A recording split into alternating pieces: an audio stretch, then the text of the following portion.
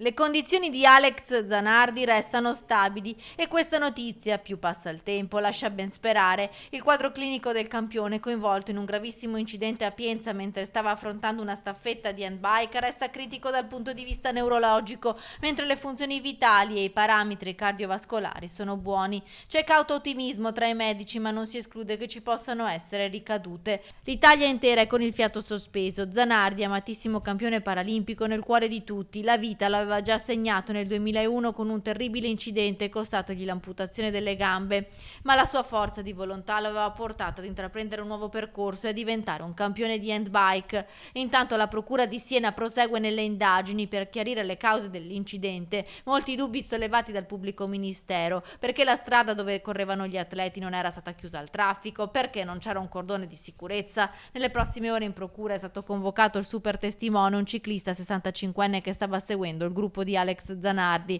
Intanto nel registro degli indagati rimane iscritto solo il camionista 44enne per il reato di lesioni colpose gravissime. C'è un sentimento di straordinaria vicinanza da parte dei cittadini di Noventa, questo sì, questo mi sento di ribadirlo con forza.